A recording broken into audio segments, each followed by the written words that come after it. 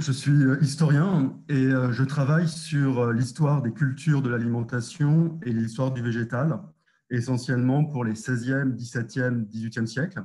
Et les organisateurs m'ont demandé d'évoquer la question du végétal dans l'alimentation, dans le temps long, et je vais le faire pour l'Occident, et en restant sur le Moyen Âge et l'époque moderne pour des questions essentiellement de compétences de ma part.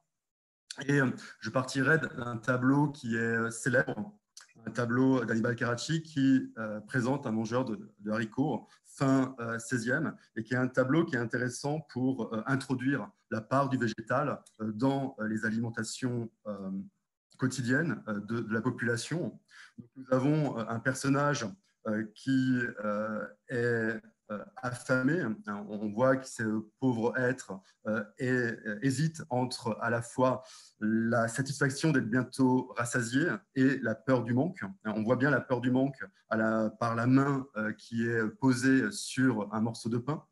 Et cet homme est en train de manger des légumineuses, des haricots blancs à huile noire du Poitou. Et on a ici un plat qui est un plat roboratif, qui est un plat rassasiant. Et vous avez également, à proximité de ces légumineuses, du pain.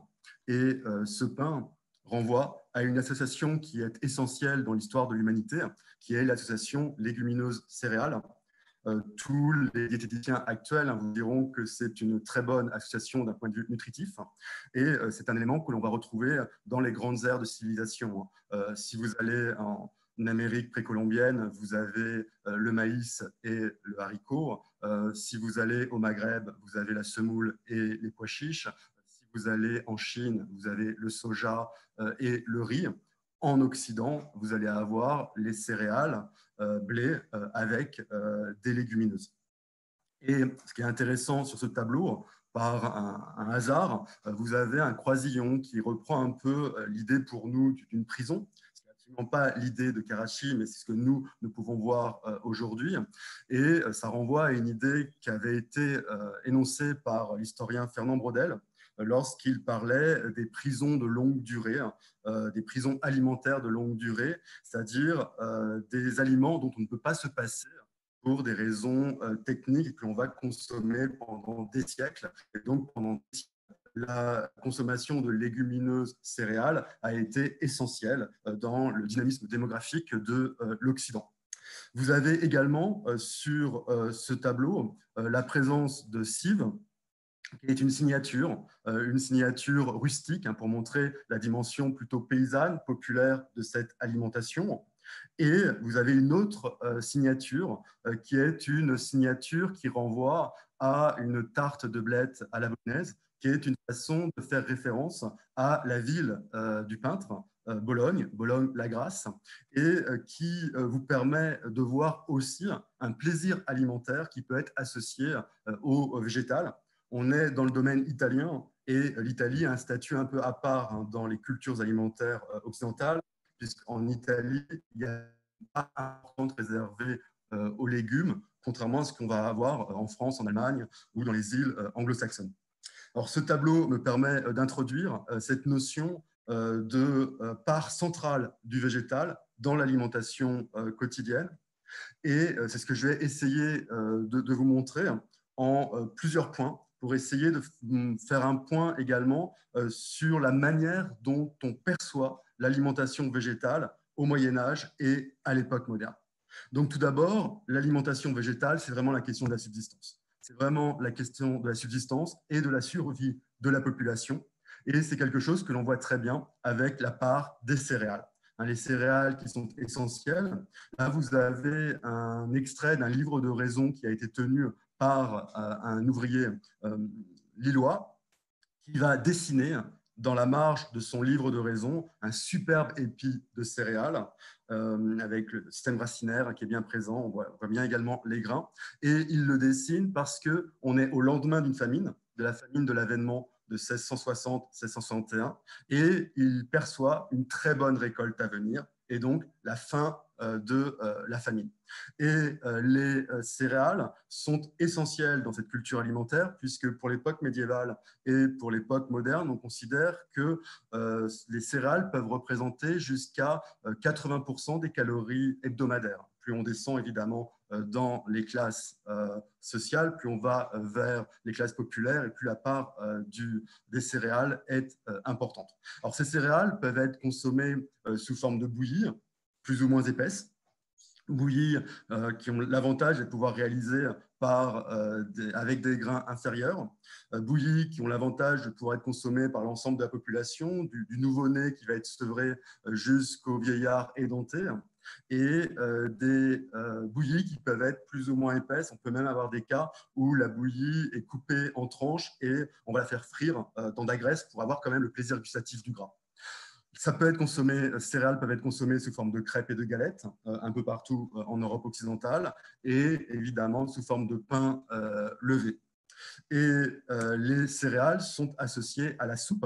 Là encore, on retrouve l'importance du végétal. La soupe qui va permettre de consommer un pain qui est largement consommé rassis.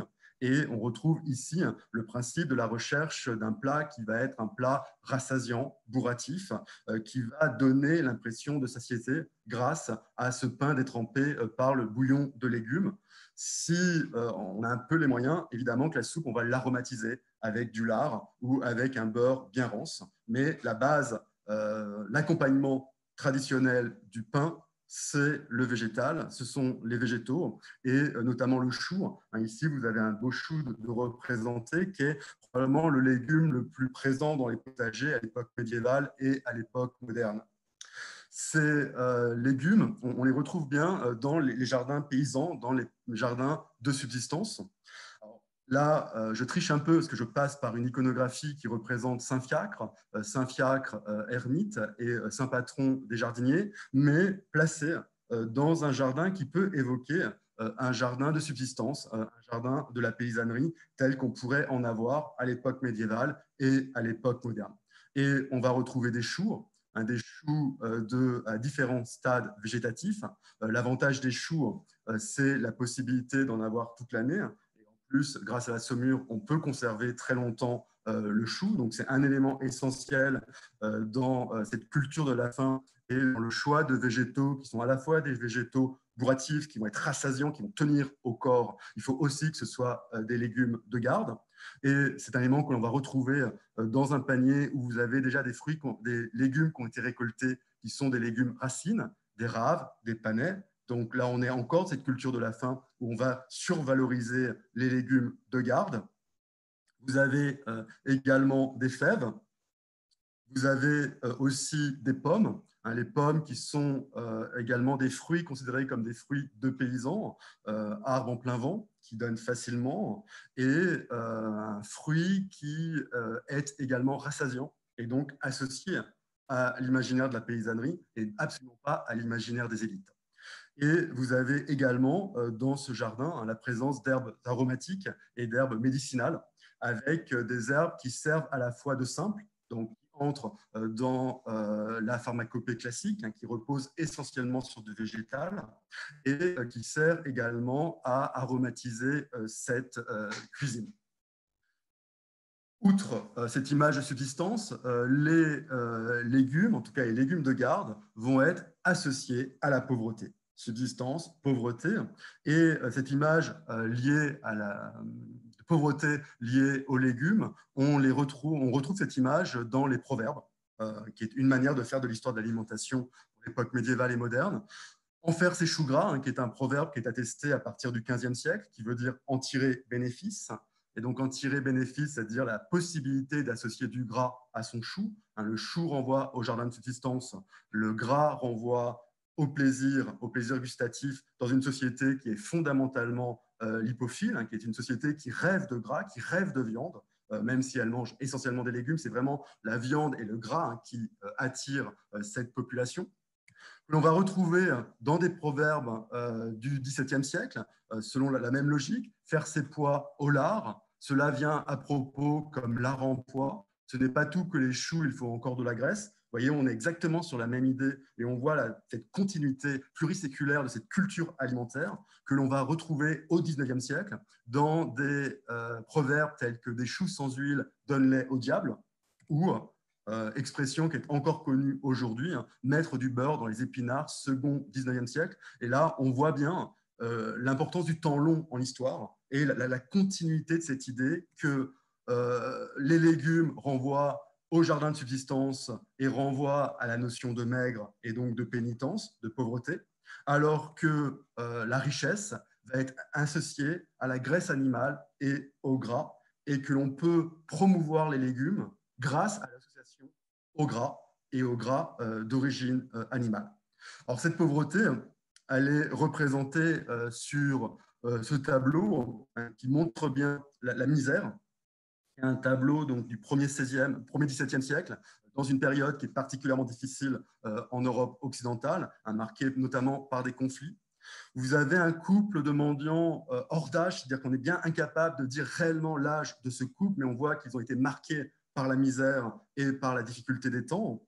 Et on comprend que ce sont des mendiants parce que l'homme porte une canne et probablement qu'on a une représentation de cette population flottante qui allait de ville en ville pour bénéficier des secours alimentaires qui peuvent être distribués par notamment les communautés religieuses. Et ils sont en train de consommer des pois, mais des pois à la saugrenée, c'est-à-dire uniquement cuits à l'eau et au sel. Vous voyez qu'on est encore plus loin dans la misère que le mangeur de haricots qu'on a vu en introduction, mais qui renvoie bien à cette image de pauvreté associée aux légumineuses.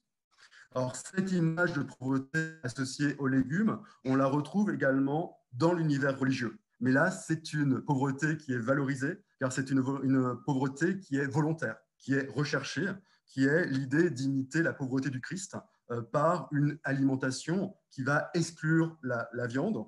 Et dans les communautés religieuses, vous pouvez avoir des ordres religieux qui vont pratiquer le carême perpétuel. Le carême perpétuel, c'est le refus de la viande et de tous les produits d'origine animale et une alimentation qui est végétarienne.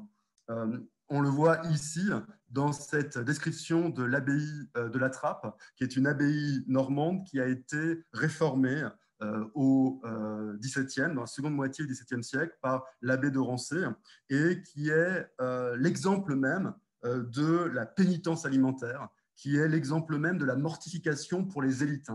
Y compris à Versailles, on parle de l'abbaye de la Trappe comme étant vraiment le modèle de cette nourriture qui refuse le plaisir et qui va très très loin dans la pénitence. Et c'est un élément que l'on voit dans le passage en gras que je vous ai souligné, où on voit, donc on parle d'un potage aux herbes, aux pois et aux lentilles, quelquefois des racines, et ça permet également de définir le vocabulaire. Quand on parle d'herbes, il faut comprendre des légumes feuilles essentiellement, et quand on parle de racines, ce sont les légumes racines. Ce ne sont pas des produits, ce ne sont pas des plantes sauvages. Quand vous avez le fameux texte de La Bruyère qui parle des animaux farouches pour les paysans, en disant que ces paysans se nourrissent d'herbes et de racines, ce ne sont pas des herbes sauvages, ce ne sont pas des racines sauvages, c'est ce que l'on trouve dans les jardins. Ce sont les termes que l'on utilise à l'époque pour parler des légumes. Alors, associés à la subsistance, associés à la pauvreté, une partie des légumes vont être associés également à la grossièreté. Et cela tient notamment au fait que ces légumes poussent dans le sol. C'est un élément qui a été très bien montré par Alain Gréco à partir des traités de la fin du Moyen-Âge et de la Renaissance, où il montre que les lettrés conçoivent le monde évidemment comme ayant été créé par Dieu, mais en reprenant donc cette création du monde par Dieu, pour Alain Gréco, il y a l'idée qu'il y aurait une grande chaîne de lettres qui irait de Dieu vers le sol, et plus on descend et plus on se rapproche du sol, et plus on est dans un monde ignoble, marqué par le côté terrestre, le côté grossier. Et donc, dans cette théorie de la grande chaîne de l'être, vous avez une survalorisation des volailles et des oiseaux qui effectivement représente le nec plus ultra de la gastronomie pour le XIIIe, XIXe siècle, et au contraire une dévalorisation des végétaux, et notamment des végétaux poussant dans le sol. C'est-à-dire que les fruits, eux, il y a un développement aérien, les céréales, il y a un développement aérien, mais les légumes racines, eux, sont des légumes qui sont davantage méprisés, davantage liés à l'ignoble, parce que ces légumes poussent directement dans le sol et se récupéreraient directement la grossièreté du sol. Donc cet imaginaire mental existe. Maintenant, c'est une légende de croire qu'on a peur de ce qui pousse dans le sol. Ça n'a jamais existé, y compris pour les pommes de terre. Mais il y a cette idée d'une grossièreté liée au sol. Alors, cette grossièreté, on la retrouve également très marquée pour les légumineuses. Et c'est un élément que l'on voit bien dans ce dictionnaire, qui est un dictionnaire des aliments publié en 1750, qui a l'avantage de compiler le savoir médical du 16e, 17e, 18e. Et dedans, je vous ai pris la définition de légumes. Alors, ce qui est intéressant, c'est que là, on a légumes qui est défini au sens des légumes gousses, pois, fèves, lentilles, haricots, et donc qui renvoie à cette idée des légumineuses. Et lorsqu'on nous parle des légumineuses, on nous dit que c'est un aliment qui est pesant, qui est lourd, qui est difficile à digérer. Et donc, on a bien une dévalorisation également de ces légumes avec cette idée de grossièreté et derrière avec un jugement social de légumes secs qui ne seraient conforme, compatible qu'avec la physiologie des zones de peine des paysans. Dans la société médiévale et la société d'Ancien Régime, on est convaincu que par naissance, on est doté d'un type d'estomac qui va être adapté à votre rang social. Si vous appartenez aux élites, vous aurez un estomac délicat. Si vous appartenez au peuple, vous avez un estomac grossier et donc qui peut brûler par son énergie, sa chaleur vitale, des chairs considérées comme lourdes, comme le pain noir par exemple, ou comme les légumineuses. Autre élément qui va gêner les élites avec les légumineuses, outre le fait donc, que ces légumes sont considérés comme grossiers et durs à digérer, c'est que les légumineuses peuvent être venteuses. Et à partir de l'époque moderne, vous avez un processus de civilisation qui fait que les élites ont peur de rendre sonore leur corps. Et cette peur de l'inconvenance sociale d'avoir des vents en public joue également dans la dévalorisation des légumineuses. Alors qu'au contraire, dans les milieux populaires, le fait d'avoir un légume qui est rassasiant, qui tient bien au ventre, c'est considéré comme rassurant face à la difficulté de la vie quotidienne, et avoir des vents est positif puisque ça prouve que la machine corporelle fonctionne. Ça prouve que l'on est en vie. Et donc là, on n'a pas le même rapport à l'alimentation et aux effets de cette alimentation sur son corps.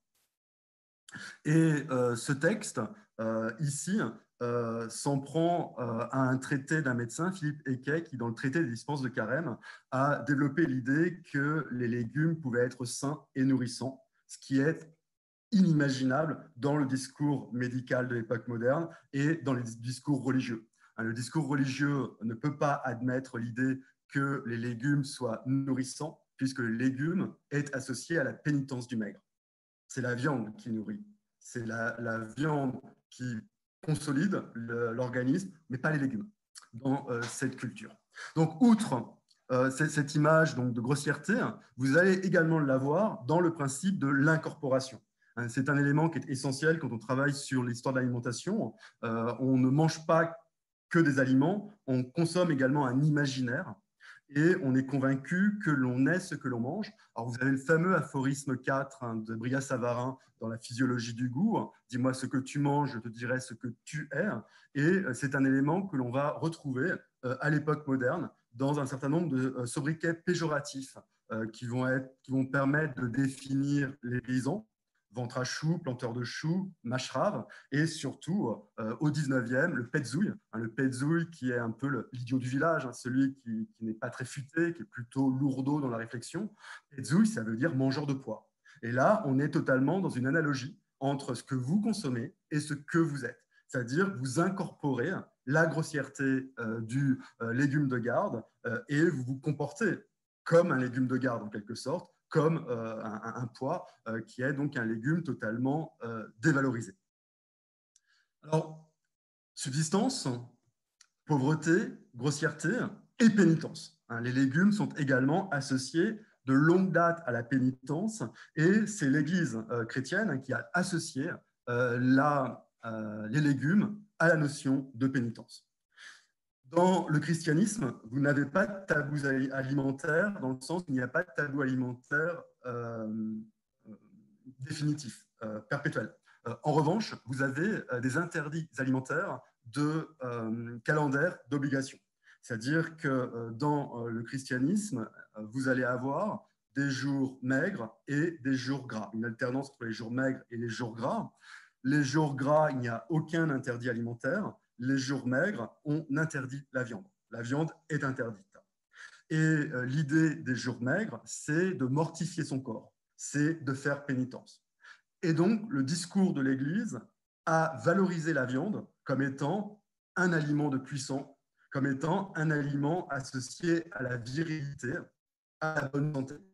Au contraire, ce discours dévalorise les légumes puisque ça renforce l'idée d'un aliment qui n'est pas associé à un aliment nourrissant, lié à la virilité, à la puissance ou au plaisir. Et dans les jours maigres, vous avez en réalité deux catégories de jours maigres. Vous avez les jours dits d'abstinence. Les jours d'abstinence, on ne change pas le nombre de repas dans la journée, mais on supprime simplement la viande. Et les jours de jeûne. Et les jours de jeûne, en réalité, on ne garde qu'un seul repas. Et évidemment, l'abstinence de viande. Vous avez ici une gravure qui représente la cuisine maigre. Et dans la cuisine maigre, vous avez de représenter des moules, des légumes et des poissons de conserve qui vous donnent une idée un petit peu de ces aliments qui sont associés à la pénitence. Et vous voyez qu'on va retrouver les légumes racines, les légumes grossiers. Et si vous regardez bien les personnages qui sont attablés, on voit bien qu'ils sont affamés. Ils sont maigres, donc malades, maladifs pour la culture d'Ancien Régime qui ne valorise pas la maigreur, bien au contraire. Et au fond, vous avez un homme bien en chair qui représente un mardi gras qui, lui, est exclu de la scène. Et on comprend que c'est lui qui mange de la viande et qui profite bien. Donc, dévalorisation des légumes par son association au maigre. Les jours de jeûne, vous avez la possibilité d'une seconde prise alimentaire. Une seconde prise alimentaire pour pouvoir tenir dans la journée. Et cette seconde prise alimentaire s'appelle une collation. C'est une prise alimentaire qui vient du milieu ecclésiastique et qui s'impose à l'époque moderne pour l'ensemble de la population. Là, vous avez une collation de jours maigres dans un milieu aristocratique. On le voit à la tenue vestimentaire de la femme, on le voit à la tenue vestimentaire du page qui lui sert du vin, et on le voit aux aliments qui sont servis. Donc, lors d'une collation de maigre, vous avez les fruits qui sont très présents. Ici, ce sont des fruits frais. Vous avez du vin. Et on sait que nous avons une collation de jour maigre grâce à la couleur du pain. C'est un pain pie, donc on sait qu'on est ici dans une collation de maigre, car si on n'était pas une collation de jour maigre, on aurait du pain blanc vu le milieu social qui est représenté ici. Et dans ces collations, on voit l'importance du végétal, l'importance des fruits. Et ces fruits qui sont présents sont des fruits frais. Et vous voyez que ce sont des fruits avec une grande diversité. Vous avez des fraises des bois. On n'a pas encore les grosses fraises qui viennent d'Amérique, on ne les a pas encore. Vous avez des abricots, vous avez des figues, vous avez du chasselas, vous avez des pêches. On ne retrouve pas les pommes. Et ces fruits, vous avez des prunes également. Ces fruits évoquent également les confitures et les plaisirs sucrés. Ce qui veut dire concrètement que dans la pénitence, il peut aussi y avoir un plaisir, le plaisir de manger des fruits associés au sucre, mais on est dans un milieu spécifique et ça donne naissance à ce qu'on appelle le maigre gastronomique. Le maigre gastronomique qui est pratiqué notamment en Italie et en France par les élites catholiques, où on respecte à la lettre l'interdit de la chair, l'interdit de la viande, mais absolument pas l'esprit de pénitence, en se faisant plaisir, notamment par des végétaux. Et là, ça nous montre qu'on peut aussi avoir un plaisir par le végétal, mais c'est un plaisir réservé à des élites et à certains types de fruits et de légumes. Et ce maigre gastronomique va donner lieu à des controverses et à des polémiques. Il y a un courant rigoriste catholique qui va le condamner, comme jugeant cette pratique comme étant hypocrite, mais c'est surtout du côté protestant que ça va être fortement critiqué, puisque chez les protestants, vous n'avez pas cette obligation calendaire du maigre et du gras, et surtout pour les protestants, ça représente réellement la cuisine papiste, la cuisine donc, du pape, au sens propre et au sens figuré, avec derrière cette idée d'une hypocrisie catholique reposant sur la recherche du plaisir, y compris en maigre, que l'on retrouve ici dans cette petite histoire rapportée par Tallemant des Réaux, qui évoque ce cocher qui explique à son confesseur qu'il ne peut pas se permettre de jeûner parce qu'il faudrait acheter du cotignac, donc c'est-à-dire de la pâte de coin, des poires de bon chrétien, du riz, des épinards, du raisin, des figues, etc. Tout ça avec également les vins qui conviennent, de l'hypocrase, du vin sucré et autres. Dernier élément avant de retourner sur le plaisir. Donc, non seulement les fruits sont associés donc, à la pauvreté, à la grossièreté, à la rusticité, à la pénitence, mais également à la dangerosité. Les fruits seraient dangereux et on a un discours médical qui, d'époque médiévale et 16e, 17e siècle, est hostile, notamment à la consommation des fruits. Je vous ai mis ici quelques citations tirées de traités du XVIe jusqu'au début du XVIIIe. Comme dit Galien, je n'eus jamais de fièvre parce que je ne mangeais jamais de fruits, dans le Platine en François de 1505. Et le fruit, non seulement n'est pas considéré comme un aliment nourrissant, mais on considère que la consommation d'un fruit qui est trop facilement corruptible par l'air ambiant doit, par analogie, se corrompre très rapidement également dans le corps humain. Et donc, on pense que cette nature corruptrice du fruit serait responsable de fièvre, de ventosité, de douleurs de ventre. Et donc, il faut être très mesuré. Aucun médecin de l'époque médiévale ou de l'époque moderne aurait pensé à 5 fruits et légumes par jour pour être en bonne santé. Sauf si vous voulez vraiment être malade. Mais ce n'est pas du tout ce que l'on va proposer. La dernière citation, il faut user des pêches sobrement à l'entrée des repas parce qu'on prétend, et le on prétend est intéressant, parce que là, on voit que le discours commence à évoluer et second 17e, 18e, on commence à avoir des médecins qui remettent en question cette tradition antique et médiévale sur les mauvais effets des fruits, mais également des légumes. Ça reste quand même dans les pratiques pour l'époque moderne. On le voit très bien si on prend, par exemple, le journal de santé de Louis XIV. On a la chance que 3 médecins de Louis XIV ont tenu le journal de santé du souverain et on indique ce qu'il mange, surtout les effets de ce qu'il mange sur sa santé. Et on voit que ces médecins sont très hostiles à la consommation de fruits et de légumes par Louis XIV. Et que systématiquement, quand il y a des problèmes de fièvre, quand il y a des problèmes de digestion, ça ne peut être que les légumes, la viande ou le poisson, pas la viande. Et on voit bien cette condamnation. Et en même temps, ça nous montre aussi le statut qui commence à changer des fruits et légumes qui sont valorisés par les consommateurs et par le goût des élites. C'est-à-dire que effectivement, Louis XIV consomme des salades, consomme des fruits crus, consomme des légumes, des petits pois, des artichauts, etc. Et c'est tout à fait logique car il est dans les habitudes alimentaires de son milieu social, qui sont les habitudes alimentaires qui ne respectent plus les prescriptions alimentaires. Là, on a un très bel exemple d'absence d'influence du discours médical sur des pratiques alimentaires au XVIIe, XVIe, XVIIe, lorsqu'on voit cette progression des légumes. Dangerosité que l'on voit également dans ce tableau de Louise Moyon, qui nous présente une cliente bien née dans une boutique parisienne de fruits et légumes. Et ce tableau, qui est une scène de genre, est aussi une allégorie de la bonne et de la mauvaise gourmandise. De la bonne et de la mauvaise gourmandise. La mauvaise gourmandise, les dérèglements de ventre vont être associés à la femme du peuple. On retrouve toujours ce mépris social qui est typique de la société d'Ancien Régime. Et les légumes, les fruits et les légumes qui sont présents ici vont jouer un rôle important dans cette lecture possible. Donc la vendeuse, qui représente donc le peuple, a le regard baissé.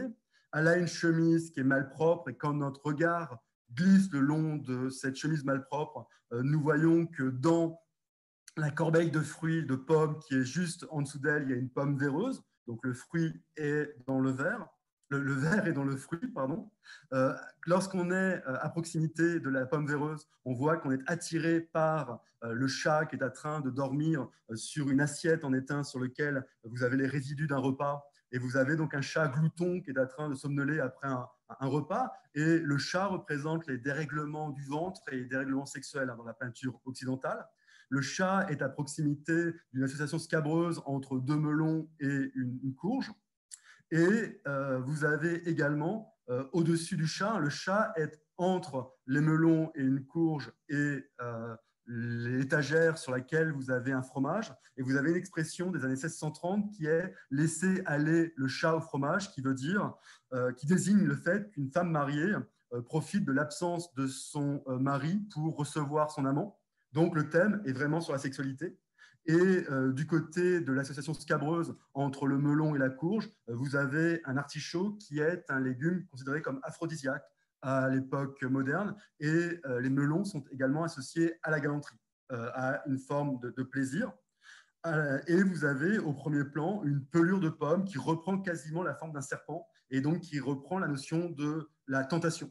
Et donc là, on voit comment il y a tout un jeu sur les fruits et certains légumes avec une connotation morale qui nous dit aussi comment on peut percevoir un certain nombre de fruits et de légumes. À l'inverse, la cliente bien née, elle soulève la feuillée. La feuillée, c'est le couvercle végétal de feuilles de vigne en principe que l'on utilise lors du transport des fruits afin de ne pas les abîmer. Et elle va vérifier la fraîcheur des abricots. Cette femme, elle est bien née et elle n'est pas victime de ces dérèglements de ventre. Elle sait choisir les bonnes denrées, les bons aliments. Et on voit que devant elle est placé un panier en osier dans lequel vous avez une très grande diversité de fruits, des pêches, du raisin, des prunes, des fraises des bois, etc. Ce qui montre la diversité de son alimentation, alors qu'au contraire, pour la femme du peuple, vous avez la monotonie alimentaire du peuple qui est indiquée par la présence de cette corbeille de pommes qui représente ce fruit plutôt populaire.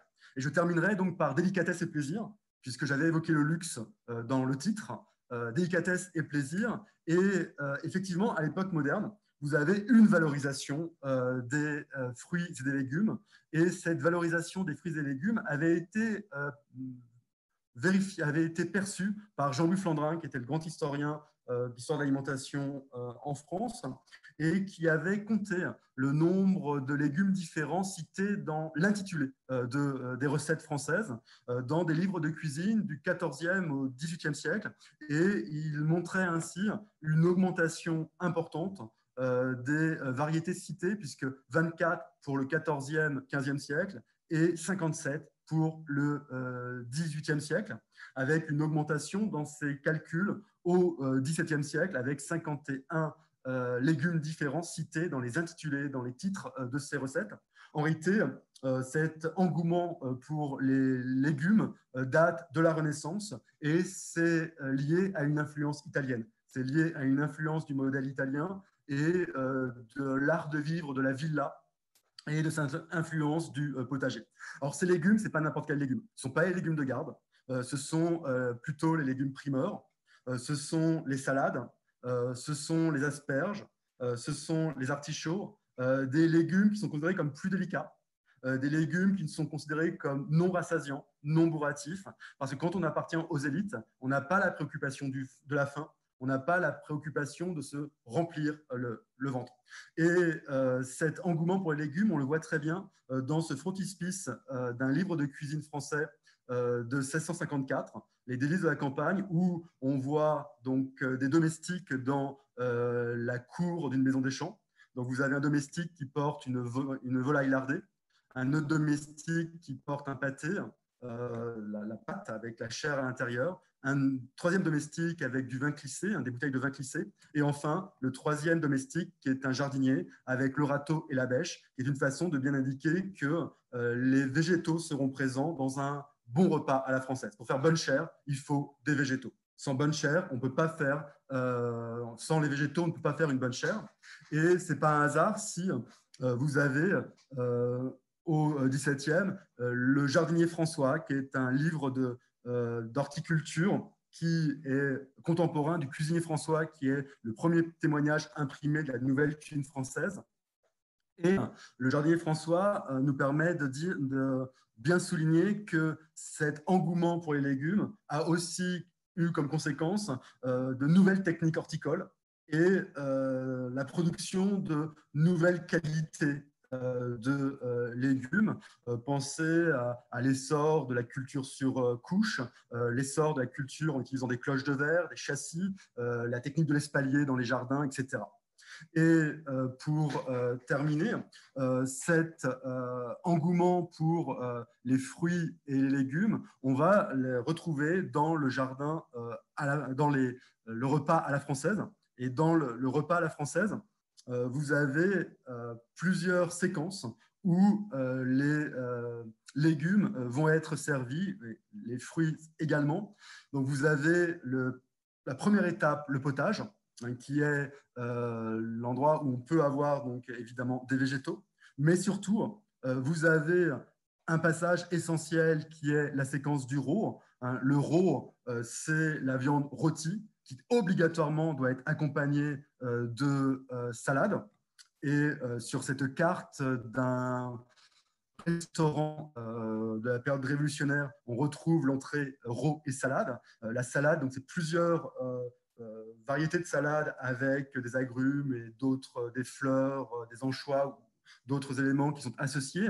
Et la salade est là pour avoir une petite dose d'acidité et relancer le courage des convives en fait, pour aller jusqu'au bout du repas.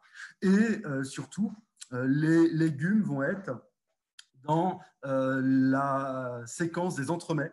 Entremets qui a lieu après les rots et salades. Et l'entremets, c'est la séquence où on va glisser du salé vers le sucré. Et c'est dans l'entremets que 17, 18e, 19e, on va servir les légumes prestigieux. Donc là, vous avez par exemple des artichauts à la sauce blanche, vous avez des fèves de marais qui sont probablement des fèves donc évidemment fraîches, peut-être primeurs. Vous avez des épinards, vous avez des haricots verts nouveaux. C'est là que vous allez également avoir des concombres, choux-fleurs, etc. Et l'entremets, c'est vraiment cette idée de plaisir. Et donc, pour terminer, dernier mot, les légumes peuvent accéder au luxe et au plaisir à partir du moment où on n'est pas sur les légumes de garde, à partir du moment où on n'est pas sur des légumes rassasiants, et à partir du moment où ils sont associés au gras. À partir du moment où ils sont associés au gras et essentiellement, évidemment, au gras d'origine animale, dans cette société lipophile, ou alors associés au sucre pour les fruits avec les confitures. Je vous remercie de votre attention.